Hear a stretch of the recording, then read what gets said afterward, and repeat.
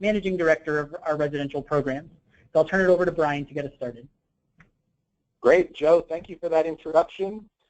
We are managing from across the state today, so greetings from the UConn Law School, where we are holding the Governor's Climate Change Council meeting today. So I am here. Thank you, Joe and Andrea, for managing the shop back in Rocky Hill. And welcome to Carrie and Bert in Stamford for joining us today as well. Let's go to the next slide on the agenda. So the agenda for today is we're going to provide our usual sector updates.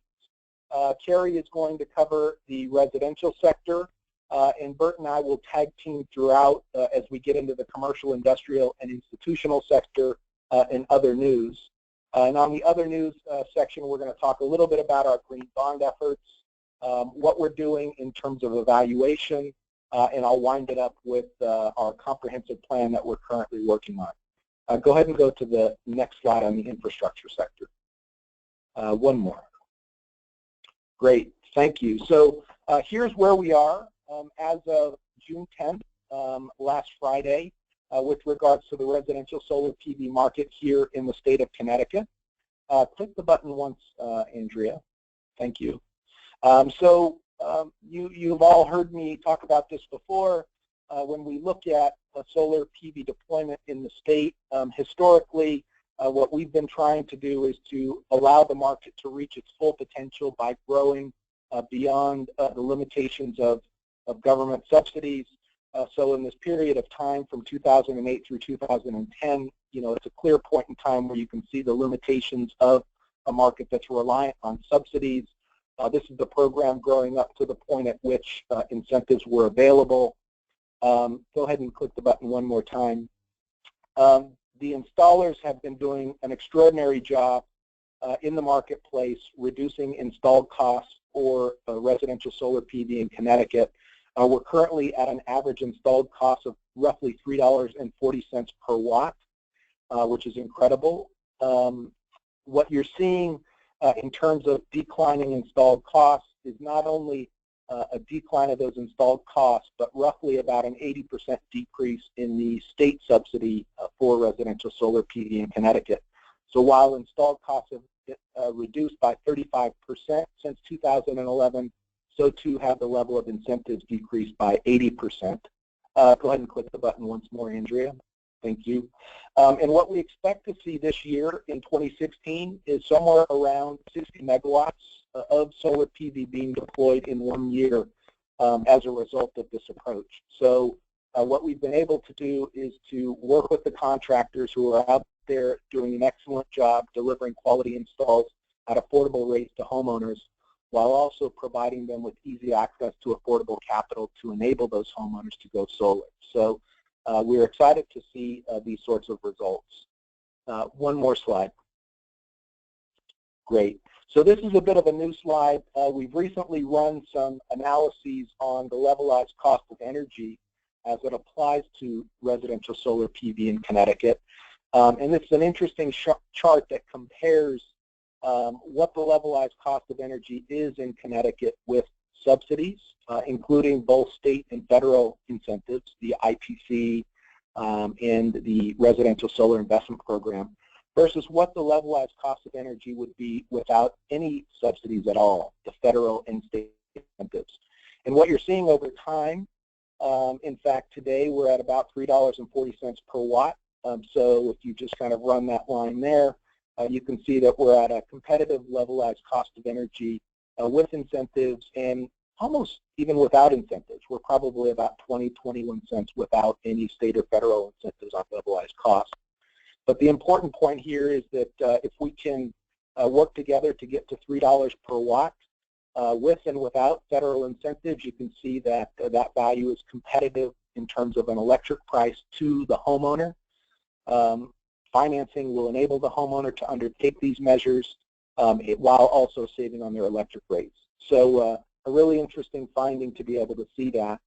The other interesting thing here that we see as we look at the future of clean energy markets in Connecticut is that if you start to think about electric vehicles and the decarbonization of electric vehicles using renewable energy, What you're looking at here in terms of the unsubsidized levelized cost of energy is that those prices would easily compete against gasoline in the market. So we're excited. We're now starting to explore what role we can play to accelerate the diffusion of electric vehicles in the state of Connecticut. So we're about to issue a study on that. So we will inform all the stakeholders of that when that's done. Let's go to the next slide. So we've been running some cost effectiveness studies in Connecticut of the residential solar program to try to assess how it's been performing over time. We've got this link here, so if folks want to go and download the 2 reports that we've done. One was done in January of 2015, and we just recently, in March of this year, released a second report that uses a cost effectiveness lens on residential solar. So typically in the energy efficiency market, specifically the California Standard Practice Manual, which looks at cost effectiveness tests for energy efficiency, is we applied those same tests to the residential solar PV market in Connecticut. And there are 5 different tests from a variety of different perspectives. You've got the participant cost test, a program administrator cost test, a ratepayer impact measure, a societal cost test, and a total resource cost test. Go ahead and go to the next slide. What we found in this evaluation, which was done by CADMAS, is that no matter what step we were in for the RCIP, 4 of the 5 cost effectiveness tests pass, meaning you have a benefit that exceeds the cost of the program from the total resource cost test across to the societal cost test on this table. The ratepayer impact test generally fails across the board on efficiency measures as well. So it's not something new to see something that isn't cost effective from the ratepayer impact test. The Connecticut Green Bank objective function is the last line there, and what that tends to look at is the amount of kilowatt hours generated per dollar of public funds expended. And what you can see is over time we're getting more kilowatt hours per dollar of public expenditure, which is what we hope to see with the model. Next slide. So what we're hoping to do with all this information is to work towards a system that values distributed energy resources in a cost-effective way. So to the extent we can start to identify improvement locations on the grid whereby more distributed energy resources can help alleviate the need for an expansion and improvement in transformers and other transmission systems. We want to assess the potential, the rooftop potential of homes in that market, and ultimately work with our utility colleagues to plan interventions with households that would support solar PV deployment as well as battery storage, energy efficiency, and demand response. And we are currently working with Avangrid for United Illuminating on a pilot program that we are jointly submitting into a grid modernization pilot through the Public Utilities Regulatory Authority. Go ahead and click once more, Andrea. And what we're hoping to do here is to combine solar with battery storage and energy efficiency, which collectively together passes the cost effectiveness test. So our hope is that as we work to deploy more rooftop solar PV in Connecticut, that we're able to not only deliver value to that end-use consumer, or that customer, that homeowner, but also transfer some of the benefits of that technology to the rest of the grid at large to help socialize the benefits of those distributed energy resources. So if you're interested in this kind of stuff, I recommend that you take a look and download the report. All right, so we are now, I'm going to turn this over to Carrie O'Neill, who's going to walk us through and provide an update on the residential sector. Carrie. Great. Thank you, Brian, and good afternoon, everyone. Great to talk to you this afternoon. So I have 2 themes for today's residential update. Building on what Brian just spoke about, I'm going to talk a little bit about where we're excited in seeing solar plus energy efficiency opportunities being deployed in homes on the single-family side. And then I'm also going to give an update on our low to moderate income initiatives in both single-family and multifamily. So why don't we go to the next slide. Andrea. And when we think about Solar Plus, we are getting excited about and seeing the market already start to do things like combine solar with insulation, solar with heat pump technologies, ductless mini splits, a lot of activity around that. Even heat pump hot water heaters, which we're really interested in and excited about. Of course, high efficiency heating and cooling, natural gas conversions, that makes a lot of sense. Many folks who are going solar are already doing home energy solutions and taking advantage of LEDs. Maybe they're putting nests in, and the future holds storage and EV chargers. What we're so excited about here, though, is, today already, if you flip to the next slide, Andrea, we have the opportunity to finance this through the Smarty Bundle, and we encourage Solar Plus bundles through a special interest rate. We'll buy down the 5, 7, or 10-year Smarty loan down to 2.99% if you're bundling eligible measures. Our most popular bundles are Solar Plus bundles. Solar Plus insulation is the most popular bundle, followed by solar and HVAC, including heat pump technology. But you can also, we did our first Solar Plus EV charger loan, I think a couple of weeks ago. We were very excited about that. And one of the things that we understand is that, customers may not want to do everything all at once. So we also will give credit, meaning we'll allow you to get the special bundle rate if you've done an eligible measure in the last 5 years. You have to prove that to us, of course. But for instance, so if you've already gone solar, you're one of those 19,000 folks who've gone solar in the state, you can take advantage of doing more. And we're really excited also to see some of our solar installers really gravitating towards this model and building relationships with other companies that can provide the work, or doing it in an integrated way, expanding their own business line. So that's really gratifying to see. If you go to the next slide, continuing on that theme, one of the things that we're very keen on doing is remarketing to those 19,000 customers who've gone solar. And so the idea here is to try to figure out how we can test and innovate around positioning solar as the gateway to energy efficiency. What I'm showing you right now is an example of a co-op marketing piece that, as a solar installer, you can use with your customers to encourage them to go further and do more.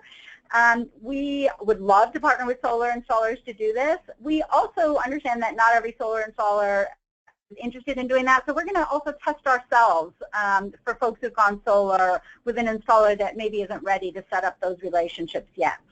We are also exploring with the utilities who know when customers have gone solar, and we also share data with each other so that they can remarket their efficiency programs, whether it's home energy solutions, or they may know if you've already done home energy solutions and you have the opportunity to insulate or take advantage of heating and cooling.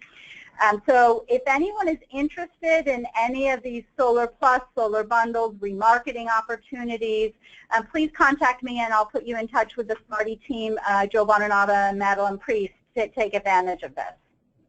Now we're going to shift gears and we're going to talk a little bit about our low to moderate income initiatives.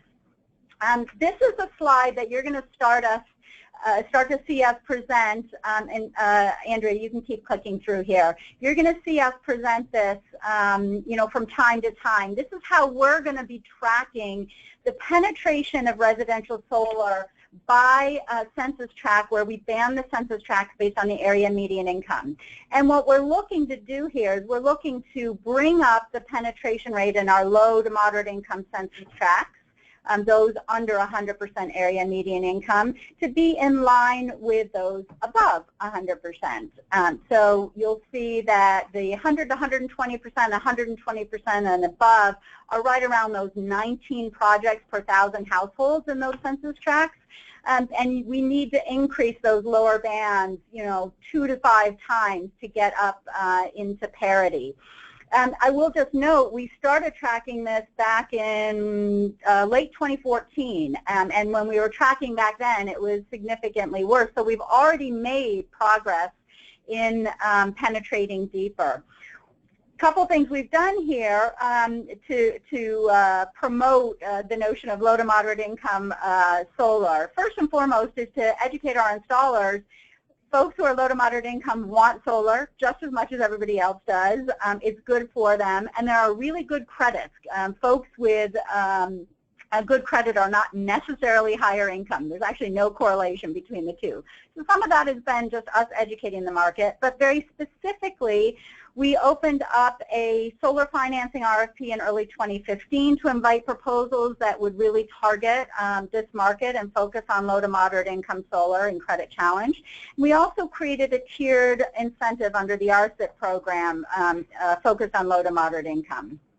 Let's go to the next slide. And the reason that we did this is that, the goal for us is when we look at the opportunity of solar and efficiency as it relates to low to moderate income households, we really are honed in on the opportunity to reduce the energy burden of households.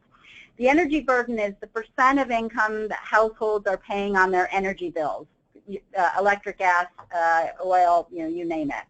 And this chart here just shows a sample New Haven home at 80% of area median income with pretty conservative assumptions about what they're currently spending on energy, meaning it's probably more, and what it would look like if they went solar with a lease and then added on an energy savings agreement. With that, under this model, we show them coming down to 3.4% of their household income being spent on energy costs. And that's right in line with more affluent households. So that's a win. That's how we're measuring ourselves when we're thinking about low to moderate income households reducing their energy burden and where we see the opportunity of solar and efficiency working together. So if you go to the next slide, we just want to report out on our first company that we've partnered with who's both taken advantage of the solar financing RFP and also taking advantage of the low to moderate income tiered incentive for solar. Posigen has been in the market with us for about 9 months now. Our target is 1,000 households participating in the program, 6 megawatts of solar. And to date, we've got 225 installations for about 1.4 megawatts of solar. The lease price ranges from $55 to $70. As of the most recent quarter, about 65%, 2/3 of the contracts are specifically for LMI. And one of the really cool things that we are loving about this program is on the energy efficiency side, 100% of households who are installing solar are taking advantage of HES, Home Energy Solutions, or the income-eligible version of this, assuming they're not stopped by health and safety issues.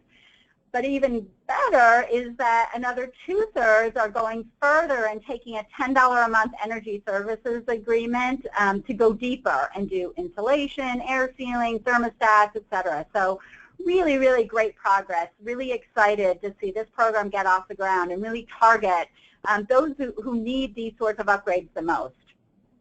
Next slide. Now, the last thing I just want to mention on the LMI Energy Burden Fund is that, oh, I'm sorry, not the last thing. We're shifting gears into multifamily. I'm confusing myself. So let me talk a little bit about our multifamily offerings.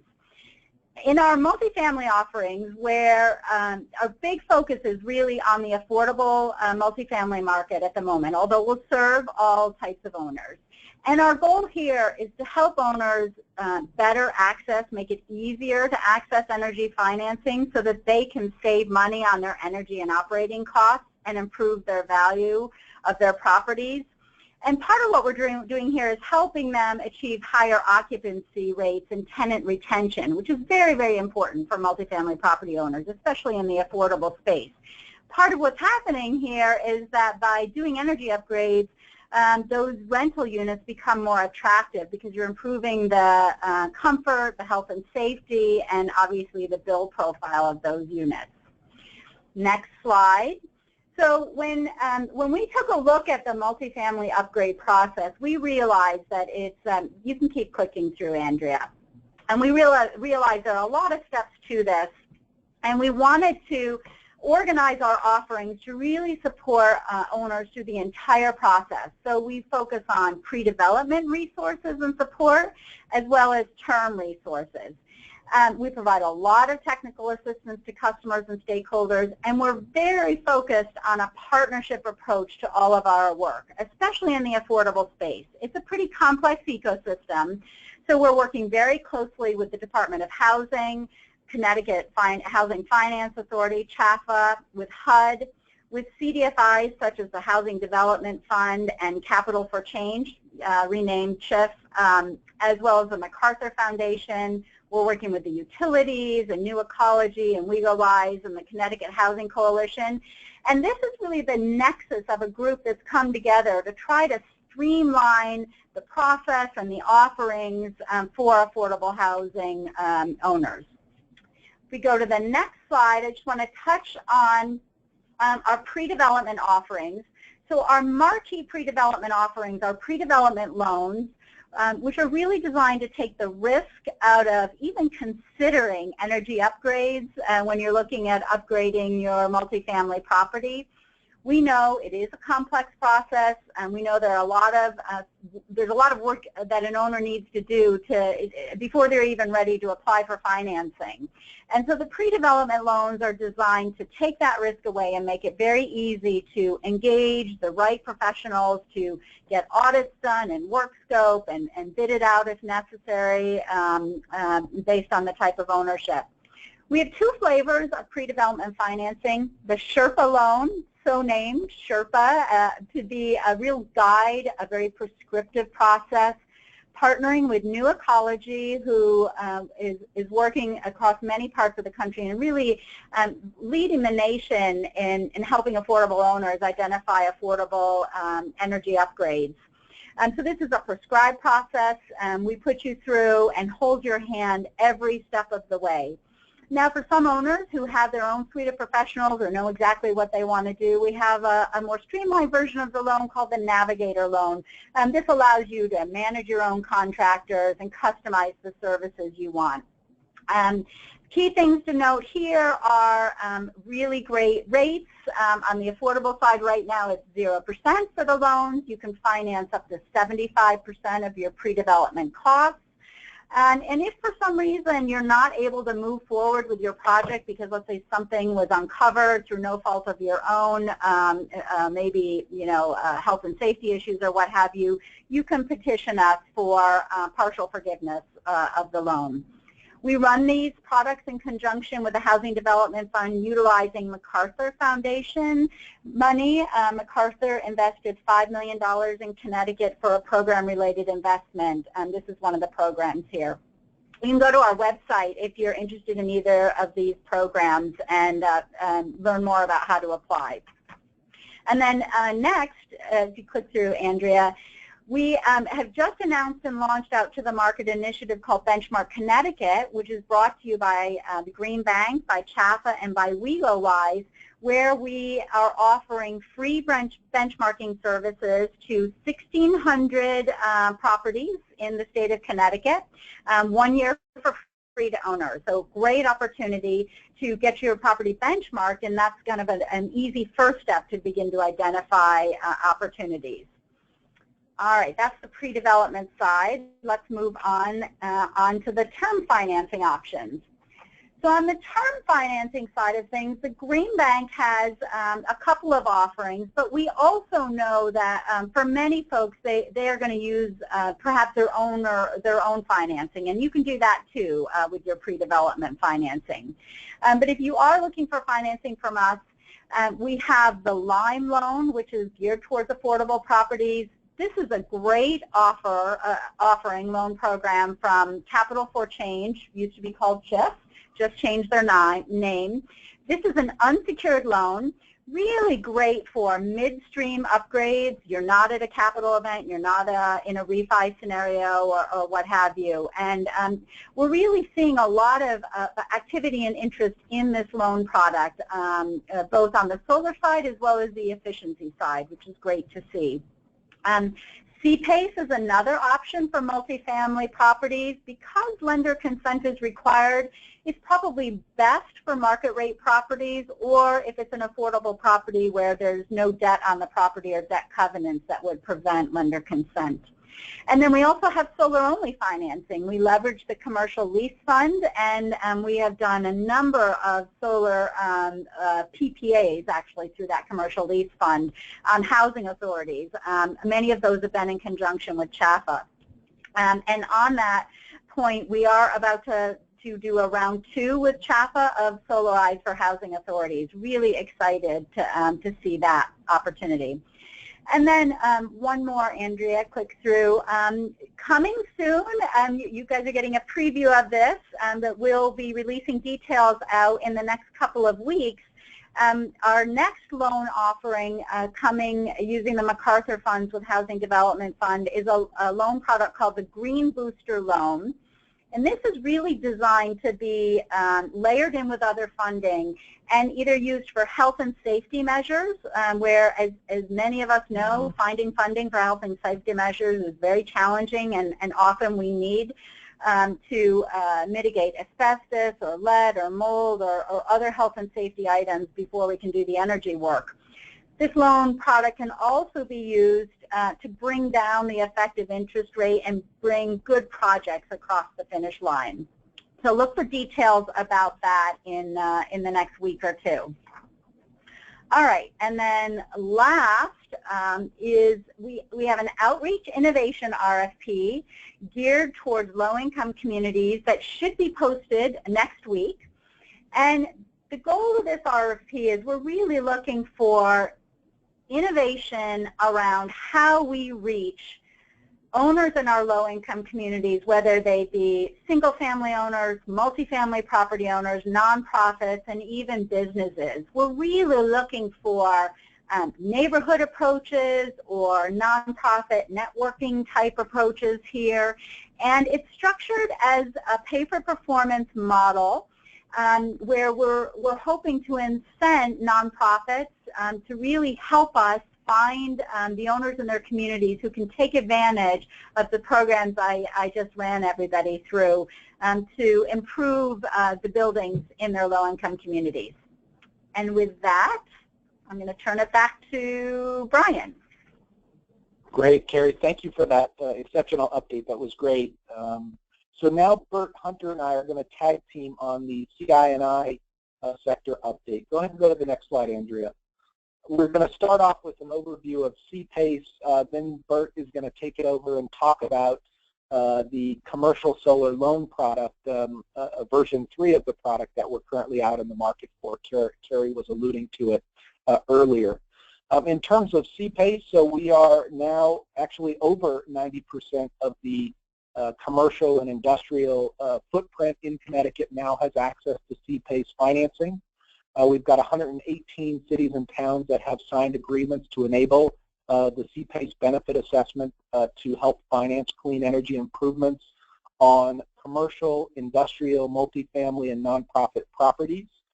So we are 75% of the way there on our cities and towns. So if you're a town out there and you have yet to adopt the CPACE memo or MOU, please drop us a line and we'd be happy to assist you there. And obviously with CPACE financing comes a number of opportunities, not only from a clean energy deployment perspective, but also the reduction of greenhouse gas emissions, energy savings, and of course, most importantly, is the reduction of energy costs. Go ahead and go to the next slide, Andrew. Great.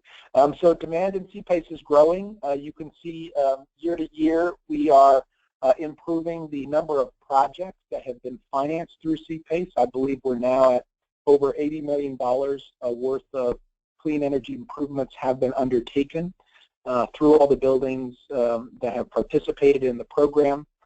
51 contractors have completed at least one CPACE project. So if you're out there and you're a contractor and you haven't done a CPACE project yet, reach out to us. We'd be happy to have our team sit down with you and work you through that process to handhold you through, show you the power of the financing tool.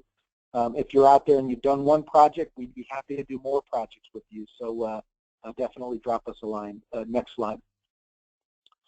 In terms of, so there's the closed projects number. So we are at about $80 million through the first quarter of this calendar year. And we're financing a number of different clean energy projects. a lot of renewable energy, combination renewable energy, energy efficiency projects occurring through CPACE. Next slide. And the projects are both large and small. We have here in the state of Connecticut the largest CPACE financed project at $8.3 million. This is a project that was financed by Clean Fund in the city of Hartford, all the way to small projects. These are generally natural gas conversion, energy efficiency projects, and I believe this smallest project is at a church. In terms of the different sorts of properties that we are financing projects at, you can see it's fairly diverse, from industrial customers to retail customers. One of the exciting things that we're seeing is the industrial sector taking more advantage of CPACE financing. Go ahead and go to the next slide, which is why we want to encourage more of it. 10% of our state's total energy consumption is from the manufacturing sector, and which makes manufacturers actually a great fit for CPACE, because at the end of the day, what we're trying to do here is to lower their operating expenses from energy by financing clean energy improvements. And one of the goals of our Energy on the Line program, which I'll talk a little bit about in a second, is to approve at least 20 CPACE projects within this manufacturing market segment. Go ahead and go to the next slide, Andrew. Great. So we have partnered with the Department of Economic and Community Development. So DECD has a Manufacturing Innovation Fund program where they are working with us to help lower energy costs for manufacturers to help make them more competitive. Whether it's supply chain companies in the aerospace and shipbuilding industry, all the way to pulp and manufacturing, you name it, we are here to support those small businesses to make clean energy improvements and lower their energy costs. So what they can receive is our grants up to $50,000 to support their projects, and we also offer technical assistance. So if you are somebody who's considering energy, you don't know how to do it, what steps to take, we do have technical consultants that can be there to help you and guide you through that process. Go ahead and go to the next slide. Great. So in terms of more details on Energy on the Line, get those applications in prior to September 16th. The grant, we established this up to $50,000 grant based on what is an equivalent value of reducing that interest rate for a 20-year term by 1%. So that's how we arrived at the $50,000 number. It is considered taxable income. So for those of you who are considering it, just know that. It is a first come, first served basis. We have up to $800,000 available through DECD and the Manufacturing Innovation Fund. State contracting provisions apply. If you're interested, there's the website, energyontheline.com. And again, there are technical advisors that are there to help. So with that, that's the CPACE update. I'm going to turn it over to Bert, who's going to talk about our exciting new CTE Solar Lease 3 opportunity. Great, thanks, Brian. Before speaking to this slide, I want to provide some context for what we're doing here. So as Brian mentioned, the Green Bank has issued an RFP for tax equity and other capital sources for the benefit of our commercial solar activities. We're bringing that in under the name Solar Lease 3. That's because our existing fund is called Solar Lease 2. Distributed solar PV resources are very important to Connecticut's energy goals, providing the sector with cleaner and cheaper sources of electricity, diversifying the energy supply mix, and even offering the ability to provide for more resilient utility grid, which is enhanced when these systems are combined with energy storage. These are all key priorities for the state of Connecticut. So with our Solar Lease 2 fund that we established in partnership with U.S. Bank as the tax equity investor and First Niagara and Webster Bank as debt providers, the Green Bank has been facilitating solar PV development throughout the state, as well as innovating with financial structures such as securing solar leases and PPAs with the benefit of our commercial PACE program, which enables developers and contractors in our market to reach a more credit diverse customer base.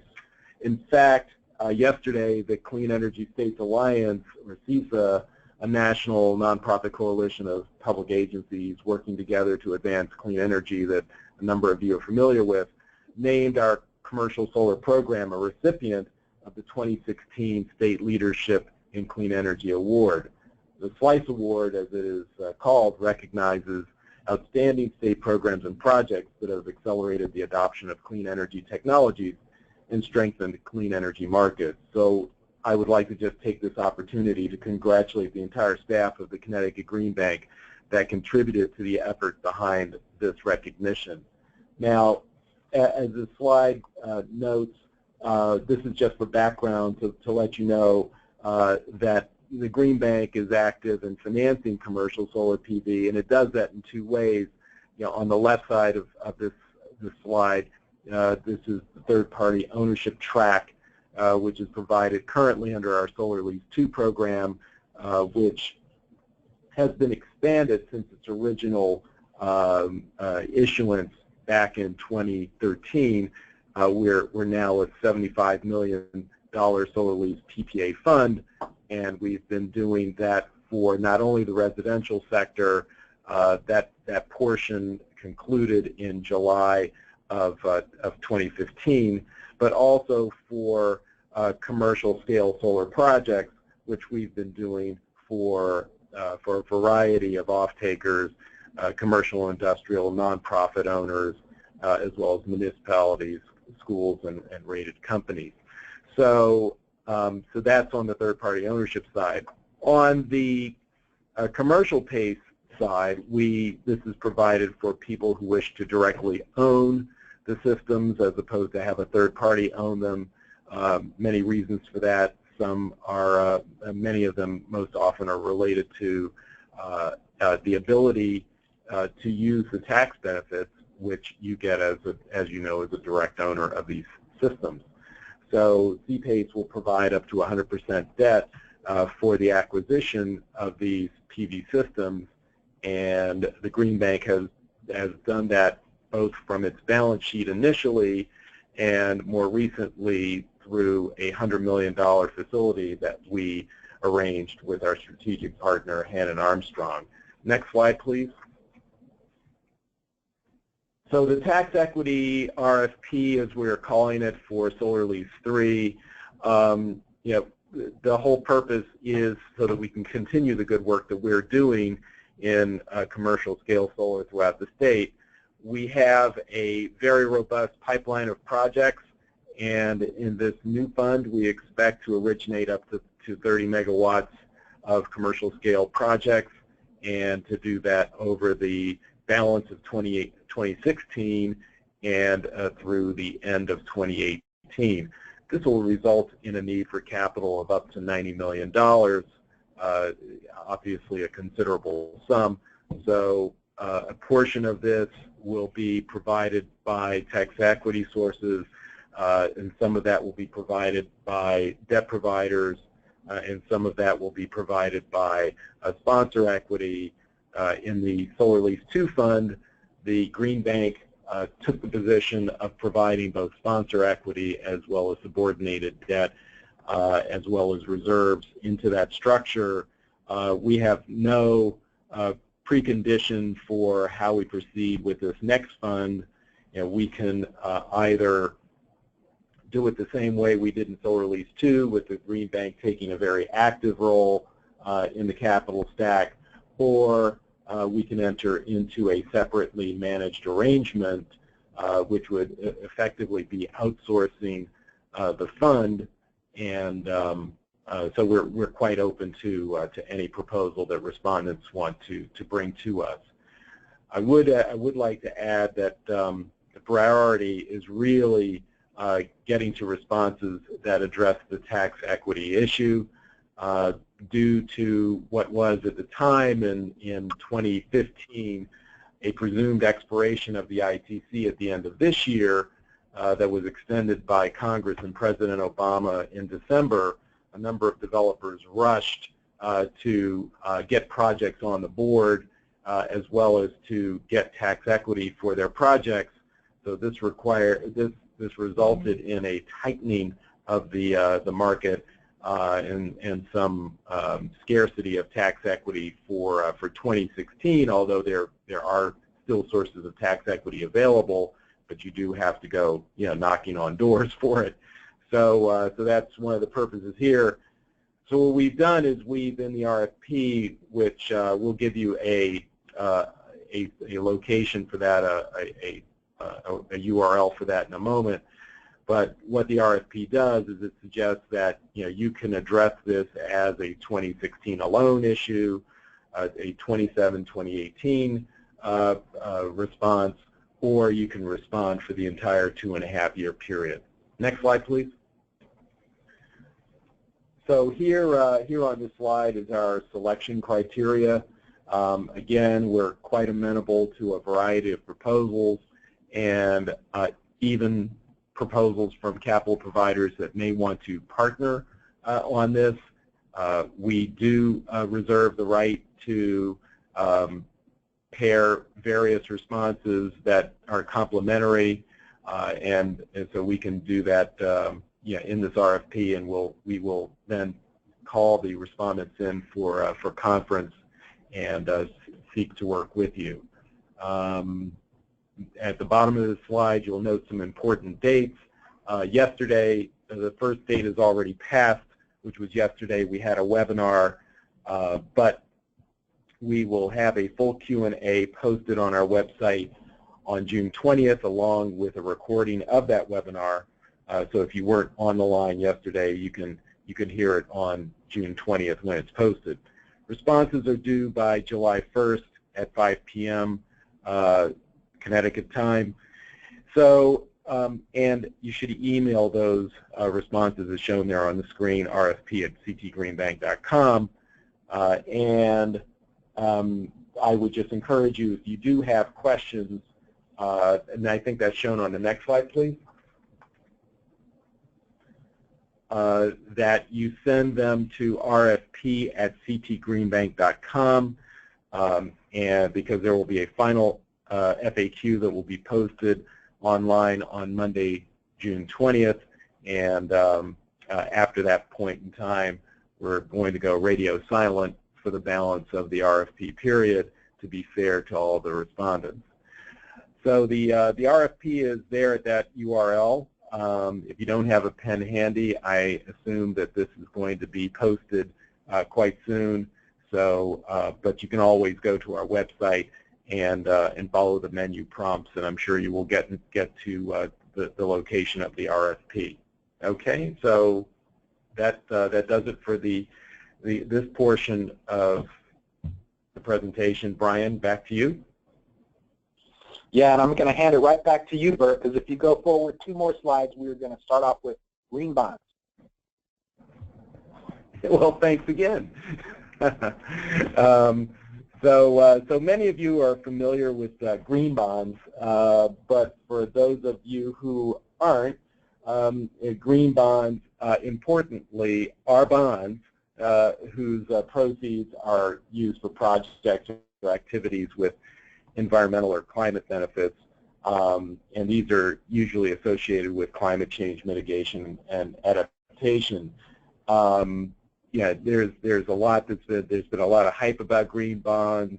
A number of people have said, what's so important about this? Well, it really is quite frankly a way for institutional investors that would like to make investments in green activities, to identify these investments and then place their money in these bonds so that they can be used for financing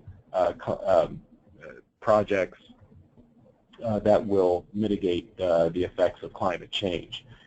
Bloomberg has a page on green bonds, so for sophisticated investors, they can go right there. They can find them.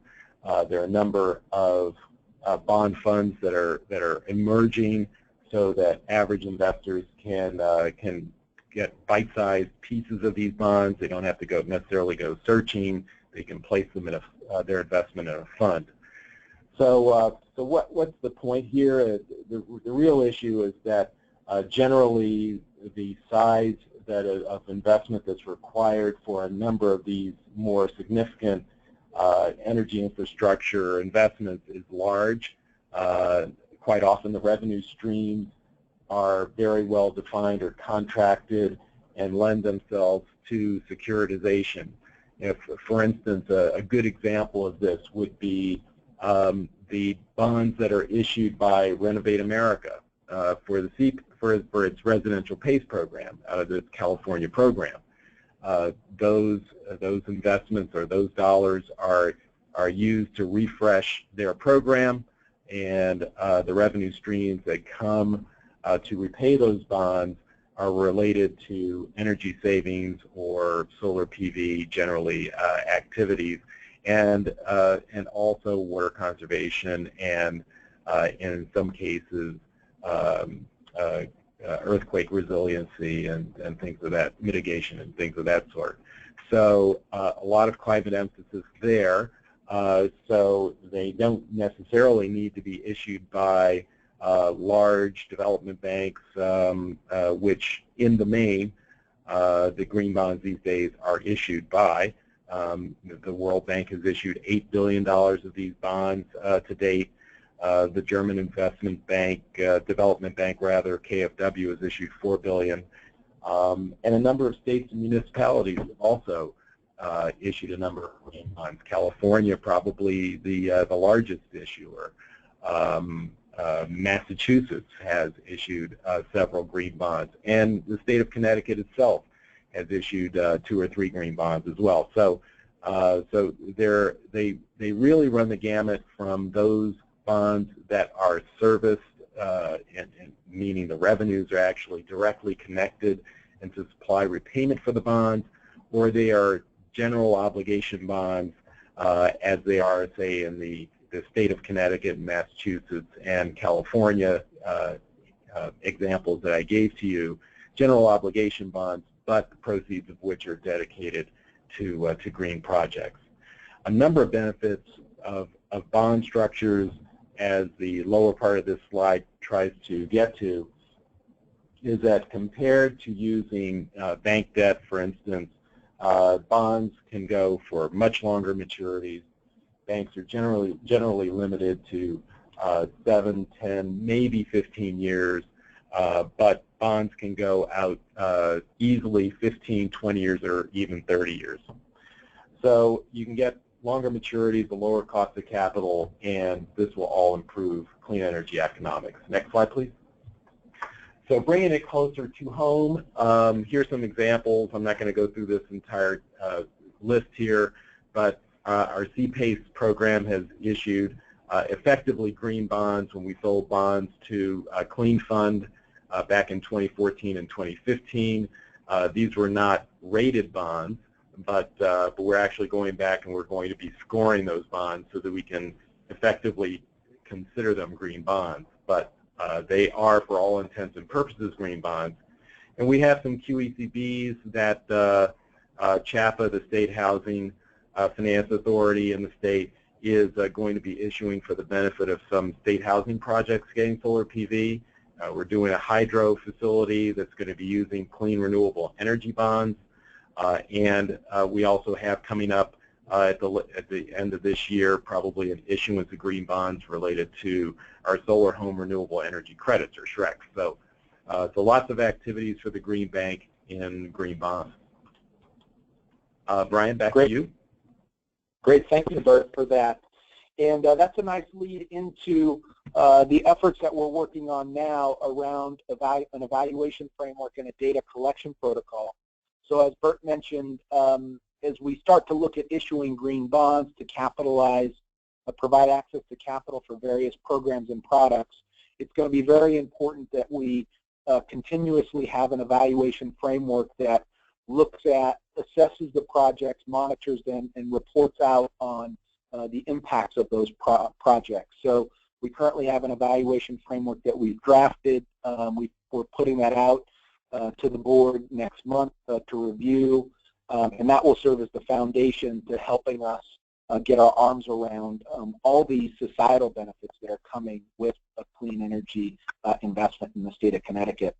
Also internally, we're working on a data collection and analysis protocol, which is going to help us as an organization track the sorts of data that we collect.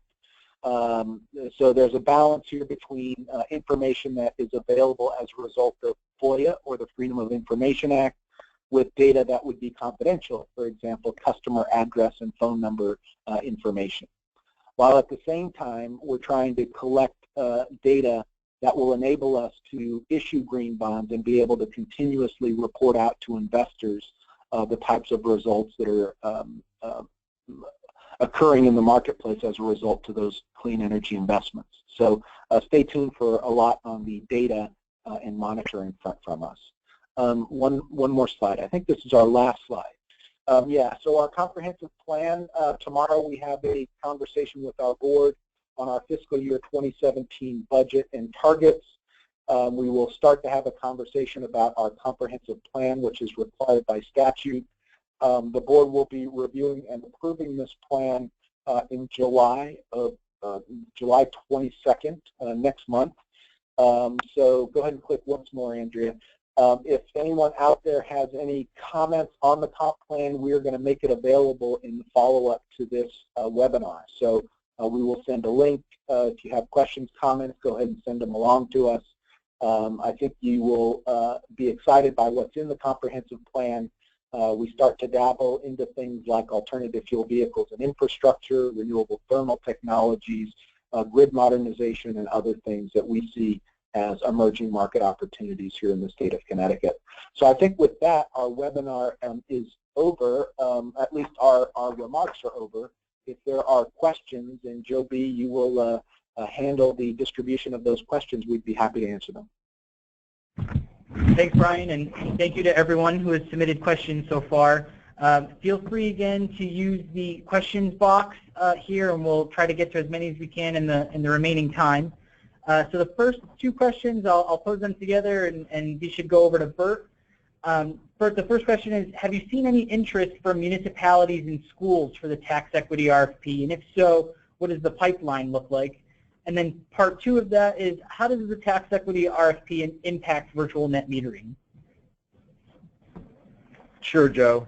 Thanks. In terms of, I think I'll address the first question.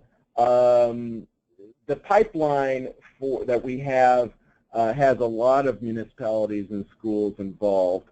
I would say approximately 40% of our activity to date has been for municipalities and schools. And about another 50% or 40 to 50%, somewhere in that neck of the woods, has been secured by CPACE.